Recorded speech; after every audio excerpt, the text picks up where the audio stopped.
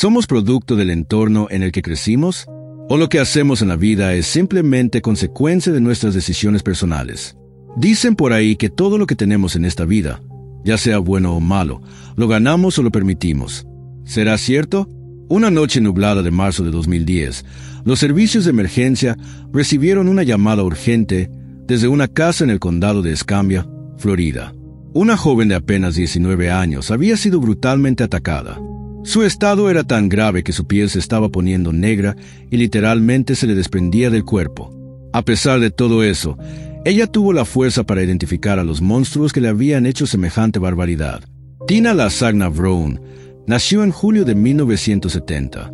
Sus papás, Lily y Willie Coleman, se habían casado bien jóvenes. A los pocos meses de haber nacido Tina, llegó su hermano, Willie Jr. Apenas se llevaban 11 meses. Como los papás eran aún unos chavos inmaduros, preferían andar de fiesta que cuidar a sus hijos. Muchas veces los dejaban solos o los mandaban con familiares los fines de semana. A pesar de que eran casi de la misma edad, Tina se convirtió prácticamente en la mamá de Willie Jr. Lo cuidaba, le daba de comer, lo ayudaba con la tarea, lo llevaba y lo traía de la escuela. Era como si desde chiquita le hubiera tocado cargar con una responsabilidad que no le correspondía. Willie, el papá, empezó a meterse con una pandilla y ganaba dinero vendiendo droga. En 1982, la situación se puso peor. Un día golpeó brutalmente a Lily, su esposa. Ella ya no aguantó más. Agarró sus cosas, pidió el divorcio y se fue, pero dejó a sus 2 hijos con su agresivo padre. Peor aún, no volvió a buscarlos ni a llamarlos. Con Lily fuera de panorama, Willie siguió vendiendo droga desde su propia casa, pero además empezó a abusar físicamente de su hija. Tina ya no soportaba más. Desesperada, fue a buscar ayuda con su abuela paterna. Le contó todo lo que le hacía su papá, esperando un poco de apoyo, pero lo que recibió fue todo lo contrario. La señora se enojó, la llamó mentirosa y la corrió de su casa. Le dijo que su hijo jamás haría algo así y que no quería volver a verla. Sin opciones y sin refugio, Tina tuvo que regresar con su papá, y con eso también regresaron los abusos. Poco tiempo después, y contra la voluntad de toda la familia, Willie se casó con una mujer llamada Melinda, quien tenía un carácter agresivo y una vida sexual bastante agitada. Después de la boda, Willie dejó de agredir físicamente a su hija, pero los problemas no se acabaron. Se la pasaba peleando con Melinda porque constantemente la cachaba haciéndole infiel. En esa casa no se respiraba más que caos, gritos, golpes, alcohol, drogas, y lo peor es que Tina también fue arrastrada a ese mundo. Su madrastro incluso la obligó a probar drogas. Más tarde, la forzó a prostituirse para sacar dinero para sus vicios. Pasaron los años y la situación se volvió tan extrema que el FBI empezó a investigar a Willie por su participación en actividades criminales. Al final, lo arrestaron y le dieron 1 año de cárcel. Mientras él estaba encerrado, Tina intentó vivir con su mamá, Lily, pero el ambiente ahí también era tenso. Lily era muy estricta y no tardaron en pelearse a cada rato. Al final, Tina terminó de nuevo en la calle. Amigos, más del 90% de quienes ven estos videos no están suscritos al canal. Si este contenido les parece valioso, échenme la mano suscribiéndose. Eso me ayuda mucho a seguir compartiendo estas historias. Sigamos. Tina fue a vivir con una tía, pero su vida ya estaba demasiado marcada por el abandono y el maltrato. En la escuela no le iba bien. Se cambiaba constantemente de plantel y no lograba establecerse. Aún así, logró terminar la prepa, aunque eso no le quitó el dolor ni el daño que había sufrido por tantos años. Sin un hogar estable, con una fuerte adicción a las drogas, gracias a las influencias de Melinda, Tina terminó viviendo en un lugar bastante peligroso, rodeada de otros jóvenes con historias igual de tristes. Ahí conoció a Greg Miller, un tipo también adicto a sustancias sintéticas. Su relación era un desastre, llena de peleas, pero duraron juntos un buen rato. Tuvieron 2 hijos, aunque lamentablemente ambos nacieron con problemas de salud, posiblemente por la forma de vida que llevaban sus papás. Cuando Tina quedó embarazada por 3ª vez, decidió dejar a Greg. Ingresó a un centro de rehabilitación y ahí nació su 3ª hija, Brittany Miller. En lugar de que el Estado le quitara a los 3 niños, Tina aceptó tratar su adicción. Se dio la custodia de sus 2 primeros hijos a su madre, Lily, para que los adoptara legalmente. Gracias a su esfuerzo en rehabilitación, pudo quedarse con Brittany. Durante 4 años logró mantenerse limpia y realmente se esforzó por ser una mamá amorosa. Después de todo, Tina sabía perfectamente lo que era crecer sin cariño, sin una infancia normal. Estaba decidida a romper con ese ciclo y darles a sus hijos una vida distinta. En ese tiempo conoció a otro hombre. Se casaron, pero poco después de la boda, recibió una noticia que la devastó. Su nuevo esposo había sido arrestado. El esposo de Tina fue arrestado por andar vendiendo drogas y terminó tras las rejas. Ante esta situación, Tina se consiguió una chamba como bartender. Fue ahí donde conoció a otro hombre que le llamó la atención. Curiosamente, parecía que la vida la seguía empujando hacia el mismo tipo de personas, como si algo dentro de ella la atrajera, sin querer, hacia ese mismo mundo de que tanto había intentado escapar. Aunque Tina le echaba ganas para salir adelante, la relación con este nuevo hombre fue un desastre. Peleas constantes, humillaciones y hasta violencia. Por suerte, logró liberarse de esa pesadilla cuando también acabó en la cárcel. Pero estar sola tampoco fue fácil. Sin un ingreso fijo y desesperada, Tina cayó en la tentación de escribir cheques falsos. La cacharon y enfrentó cargos por fraude. Con tal de sacar algo de dinero, empezó a trabajar como bailarina exótica. Fue en esa época cuando volvió a caer en las drogas. Otra vez la misma historia. Cheques falsos, encuentros con desconocidos a cambio de dinero y un nuevo arresto. Esto fue en 2005, cuando Tina tenía 35 años. Un juez ordenó que recibiera tratamiento obligatorio para su adicción. Tina intentó cambiar su vida. Se consiguió un empleo decente como asistente de gerencia en una empresa de banquetes, y todo parecía estar mejorando. Pero en el verano de 2009 volvió a hundirse. Cayó en una nueva depresión y, decidida a empezar de cero, se mudó a Pensacola, Florida. Ahí consiguió trabajo en una panadería y se instaló con su hija, Brittany Miller, en un parque de casas móviles. Sin embargo, el sueldo no alcanzaba para cubrir los gastos. Poco a poco, Tina empezó a ofrecer servicios sexuales por dinero. Uno de sus clientes frecuentes era nada menos que el esposo de su mejor amiga, Heather. Al principio, Tina y su hija Brittany tenían una buena relación con sus vecinas, Heather Lee, de 27 años, y Adriana Zimmerman, de apenas 19. Adriana había nacido el 13 de abril de 1990. Poco se sabía de su infancia, pero lo que era evidente es que la vida no le había sido fácil. A su corta edad ya tenía 2 hijos, Trinity de 2 años y David de 3. Criarlo sola era un reto enorme, y más en ese entorno donde nadie tenía muchos recursos ni apoyo. Sus parejas no servían de mucho, así que Adriana dependía bastante de sus vecinas, Tina, Brittany y Heather. En cierto modo, estas mujeres se convirtieron en su red de apoyo. Pero vivir en un lugar como ese, lleno de carencias y frustraciones, va dejando huella. La mayoría de las personas que terminan en un parque de casas móviles lo hacen porque no tienen otra opción, no por gusto. Las experiencias pasadas suelen ser dolorosas, y la falta de estabilidad o de una red sólida de apoyo emocional puede llevar a que los roces entre vecinos escalen rápidamente. En ese ambiente, las discusiones eran cosa de todos los días.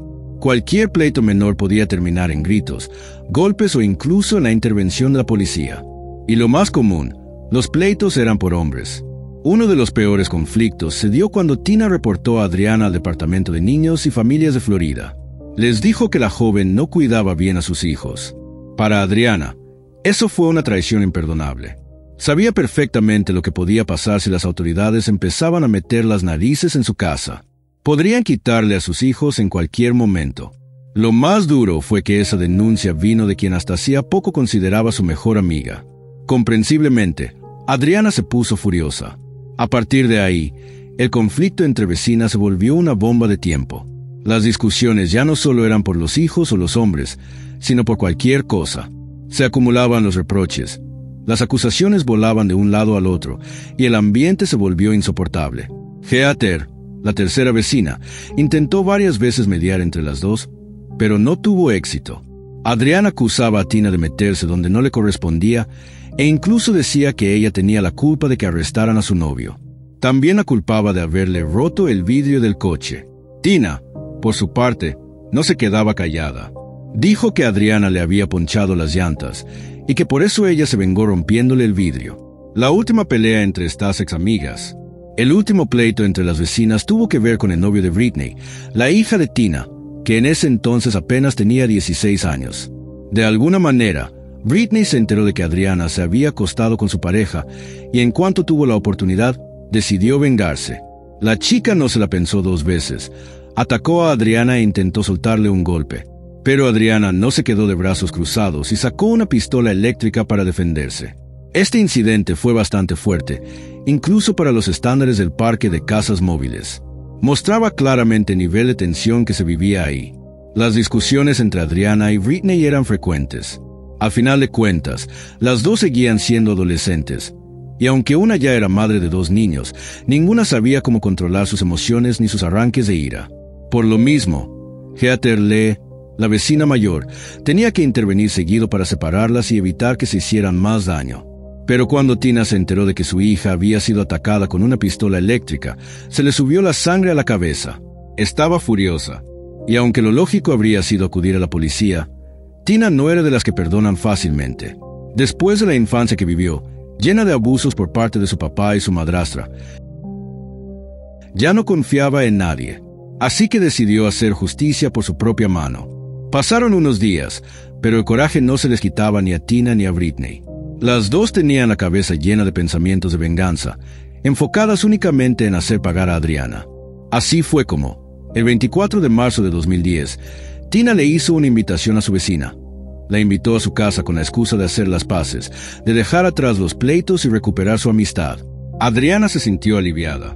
Había estado muy sola últimamente, y creyó sinceramente que era momento de dejar atrás las peleas por tonterías. A fin de cuentas, en algún momento se habían sido amigas y se habían apoyado. Sin sospechar lo que le esperaba, Adriana aceptó la invitación. En la casa ya estaban esperando la Tina, Heather, Britney y una amiguita de esta última, Mayeri, de apenas 13 años. Tina había escondido una pistola eléctrica en uno de los gabinetes, la misma arma que Adriana había usado contra su hija. Britney, por su parte, le dijo a Mayeri que iban a encarar a Adriana por todo lo que les había hecho, pero le advirtió que si decía algo, ella sería la próxima. Eso dejaba claro que todo había sido planeado desde antes. Es cierto que Adriana pudo haber tenido una relación con el novio de Britney, que no siempre cuidaba bien a sus hijos y que se metía en chismes con las vecinas. Pero también es cierto que tenía apenas 19 años. Cometió errores, como cualquiera, pero nada de eso justificaba lo que estaba por pasarle. Esa noche, como a las 9, Adriana llegó a la casa de Tina. En cuestión de minutos, cayó al suelo tras recibir varias descargas de la pistola eléctrica. El dolor era insoportable. Sentía que los músculos no le respondían y el terror la paralizaba por completo. Gritaba desesperada, pidiendo ayuda, sabiendo que algo horrible estaba por pasar. Heather, en vez de ayudarla, se puso del lado de las agresoras. Le metió un calcetín sucio en la boca para callarla, mientras Britney le soltaba un puñetazo en la cara. Luego, entre todas la sacaron de la casa a rastras y la metieron al maletero de un coche. Tina se subió al volante. Britney y Heather se acomodaron en los asientos delanteros, y Mayeri se quedó en la casa. Condujeron por unos 2 kilómetros hasta llegar a un claro en medio del bosque. Adriana, que estaba inconsciente en la cajuela, empezó a recuperar el conocimiento. Se dio cuenta de que si no escapaba en ese momento, las cosas podrían terminar muy mal. En cuanto abrieron el maletero, Adriana salió corriendo con todas sus fuerzas. Por un momento pensó que ya la había librado, pero no se dio cuenta de una raíz en el suelo y tropezó. Era de noche y no podía ver bien. Cayó al suelo, y en ese instante, Tina y Britney la alcanzaron. Ahí mismo comenzó la golpiza. Tina volvió a usar la pistola eléctrica, mientras Britney tomó una vara metálica. Luego se turnaron. Se la pasaban de una a otra, como si fuera un juego. Les daba satisfacción ver a su víctima indefensa. En un momento, Britney dejó caer la vara y, fuera de sí, comenzó a golpear a Adriana con los puños. Lo hizo con tanta fuerza que hasta se fracturó un dedo. Tina, mientras tanto, regresó al coche, sacó un galón de gasolina y se acercó al cuerpo de Adriana, que seguía consciente, aunque apenas podía moverse. Tina pudo ver con claridad lo malherida y aterrada que estaba su vecina. Pero no le bastó. Aunque todo lo que Adriana pudiera haber hecho en el pasado no se comparaba con la brutalidad de ese momento, Tina ya había cruzado un límite. Tina, cegada por la rabia, le echó gasolina al cuerpo de Adriana, sacó un encendedor y le prendió fuego.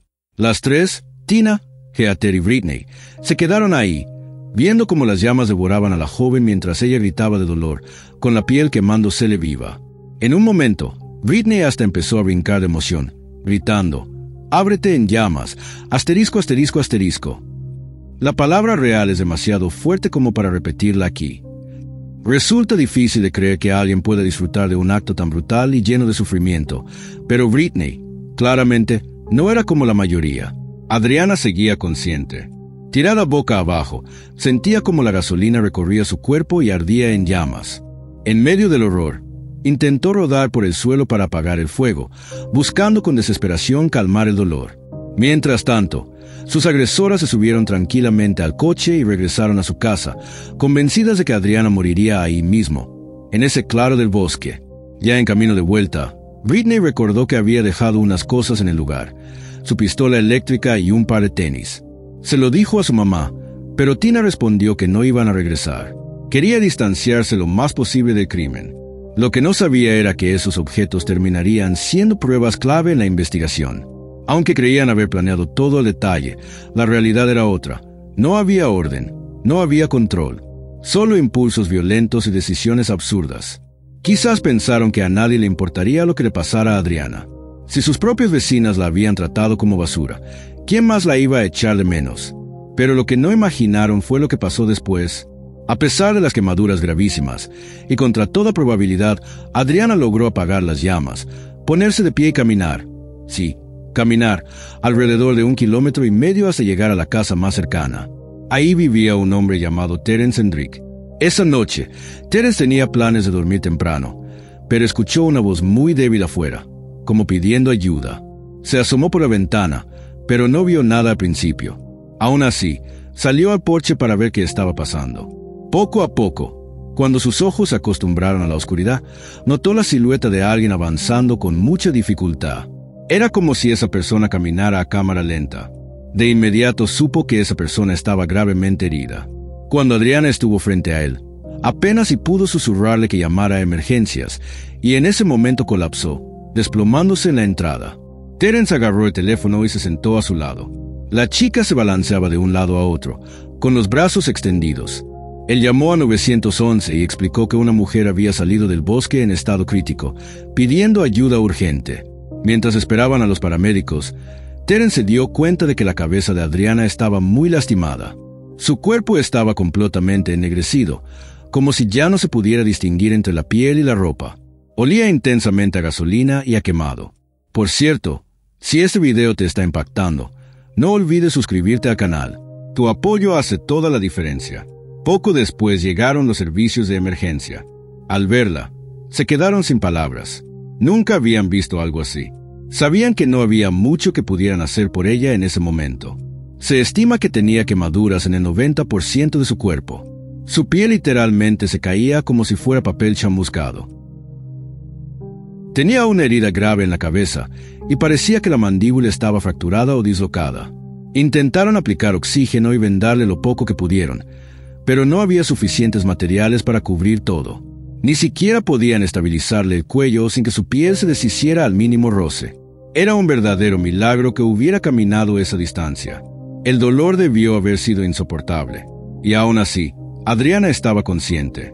Sabía lo que pasaba y, lo más impresionante, era que quería hablar. Tenía un propósito. Quería asegurarse de que quienes le habían hecho eso pagaran. Sabía que su vida colgaba de un hilo, pero también sabía que tenía hijos a los que proteger y justicia que exigir. A pesar del estado en que se encontraba, logró decirle al médico de la ambulancia quiénes habían sido sus atacantes. Se aferraba a la vida con una sola meta: que sus hijos no crecieran sin saber la verdad y que sus agresoras enfrentaran las consecuencias. La joven alcanzó a decir que ella era Adriana. Aún consciente en la ambulancia, logró explicar lo que le había pasado. Que la habían atacado con una pistola eléctrica, arrastrado fuera de la casa, golpeado la cabeza con una barra de metal, bañada con gasolina, y luego le prendieron fuego. También dio los nombres completos de quienes la habían torturado, sus direcciones, y pidió, a pesar del estado en el que se encontraba, protección para sus hijos. Incluso al borde de la muerte, Adriana pensaba en Trinity y David. Eso hablaba de ella como madre. Sí, había cometido errores, Muchos, pero su amor por sus pequeños era genuino y fuerte. Durante el traslado al hospital, preguntaba una y otra vez a los médicos si podrían salvarla. Repetía que solo había ido a la casa de Tina con la intención de reconciliarse, de poner fin a los pleitos. Lamentablemente, los doctores no podían prometer lo imposible, pero le aseguraron que harían todo lo que estuviera en sus manos. En el hospital local lograron estabilizarla y la indujeron en coma artificial. Después, fue trasladada en helicóptero al Centro de Quemaduras de la Universidad del Sur de Alabama, en Mobile. Mientras los médicos luchaban por salvarle la vida, la policía ya había comenzado su investigación. Rápidamente dieron con el claro en el bosque donde ocurrió el ataque. Siguiendo un sendero de tierra desde la casa de Terence, el hombre que la ayudó, encontraron los restos de la fogata. La escena estaba llena de evidencia. Un par de tenis blancos, un mechón de cabello, una vara metálica, una pistola eléctrica, un charco de sangre, un pedazo de papel con manchas rojas y ropa quemada. Mientras tanto, Tina, Britney y Heather regresaban al parque de casas móviles, donde Marjorie, la amiga de 13 años, las estaba esperando. Se quitaron la ropa y los zapatos manchados de sangre y los guardaron en una bolsa de basura. Britney le dijo a su amiga que creía haberse roto el brazo mientras golpeaba a Adriana, así que ella y Heather tomaron el coche de su mamá y se fueron al hospital. Tina, por su parte, se deshizo de la bolsa tirándola a un contenedor. Cuando la policía llegó al parque de casas móviles, encontró a 2 mujeres en la casa de Heather Leigh y las llevó a la estación para interrogarlas. Britney fue arrestada poco después, cuando regresó del hospital. Tina intentó lavarse las manos. Dijo que había estado viendo películas toda la noche en casa de su amiga Heather, y que sí, que la noche anterior se había reconciliado con Adriana porque todo había sido un malentendido. Según ella, eso era lo típico del parque: discusiones entre vecinos, empujones, y luego todo se olvidaba. Pero luego, al sentir que algo no andaba bien, empezó a echarle tierra a Heather. Dijo que ella siempre trataba mal a Adriana y que incluso había presenciado cómo la insultaba. Cuando los oficiales le pidieron que contara su versión completa, Tina insistió que había estado viendo películas hasta que llegaron los policías por la mañana. Heather fue interrogada por separado. Ella negó toda participación en el ataque y dijo que había estado cocinando pescado en su casa. Afirmó que Tina sí la había visitado, pero que luego regresó a su casa y más tarde volvió actuando extraño, señalando por la ventana que ya habían llegado los oficiales. Los detectives trataron de enfrentar a ambas para hacerlas caer en contradicciones, pero ninguna confesó nada. Después de tomarles fotos y muestras de ADN, las dejaron en libertad provisional el 26 de marzo. Ese mismo día, la policía incautó el coche de Tina Brown. En su interior encontraron gotas de sangre que luego se confirmó eran de Adriana. También había ADN de la víctima en la vara de metal, en la pistola eléctrica y en los tenis que Britney dejó en el bosque. Incluso hallaron un cabello que se había caído de peinado de Tina. Pero la pieza clave fue una llamada. Tina, sintiendo que el caso se le escapaba de las manos, se comunicó con una amiga llamada Pamela. Le contó lo que le habían hecho a Adriana y le pidió que terminara el trabajo, ya que sabía que la joven seguía viva en el hospital. Pamela se negó y de inmediato fue a denunciarla con las autoridades. Con eso, la policía ya tenía todo lo necesario para proceder legalmente. El 9 de abril de 2010, arrestaron a Tina, Britney y Heather. Irónicamente, fue ese mismo día cuando Adriana Zimmerman perdió la vida, luego de pelear durante 16 días contra sus heridas. La autopsia reveló que la causa principal de muerte fueron las quemaduras múltiples. El único lugar del cuerpo que no fue alcanzado por el fuego fue la pantorrilla y el tobillo derechos. El médico forense también encontró varios golpes y una fuerte herida en el cráneo, que provocó hemorragia interna. En 2011, Heather Leigh aceptó un acuerdo con la fiscalía. Se declaró culpable de un delito grave en segundo grado y accedió a testificar en contra de Tina y Britney para recibir una sentencia menor. Durante los interrogatorios, Heather Leigh rompió en llanto. Dijo que ella siempre había tratado bien a Adriana y que, sinceramente, le preocupaba su bienestar.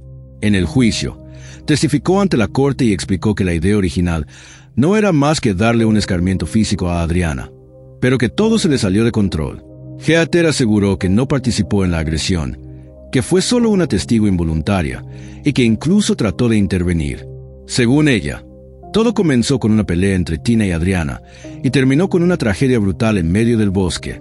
Gracias a su confesión y cooperación con las autoridades, Heather Lee fue condenada a 25 años de prisión.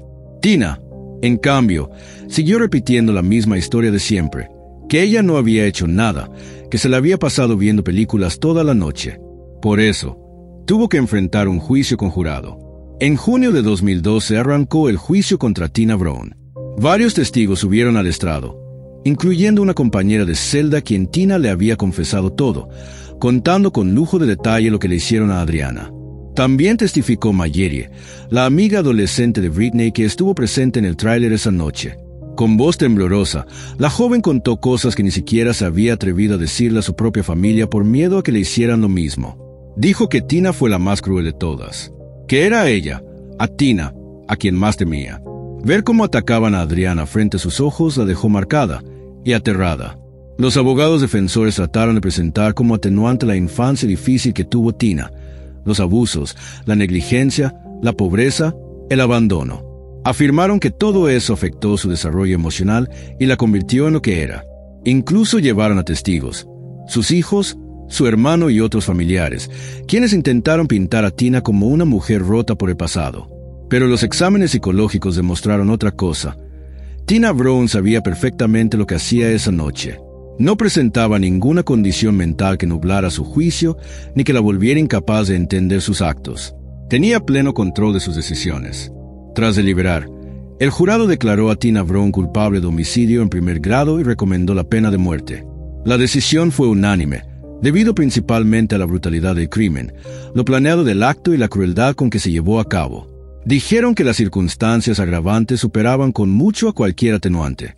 Antes de ser sentenciada, Tina pidió perdón a la familia de Adriana. Admitió que sí participó en el asesinato y que Adriana no merecía morir de esa forma. Aunque las tres implicadas, Tina, Britney y Heather, participaron en el crimen, cada una tuvo un papel distinto. Britney Miller, la hija de Tina, era menor de 18 años cuando ocurrió todo. Por ley, no podía recibir la pena de muerte, así que fue sentenciada a cadena perpetua. Tendrá derecho a que se revise su sentencia tras cumplir 15 años en prisión. Eso no significa que vaya a salir, pero al menos tiene una oportunidad de rehacer su vida, algo que su madre, Tina Brown, no tendrá jamás. Irónicamente, Britney terminó siendo el reflejo de la mujer que la crió. Y así termina esta historia. Si te impactó, no olvides dejar tu opinión en los comentarios y darle like al video. Yo soy Jeremy, y nos vemos pronto.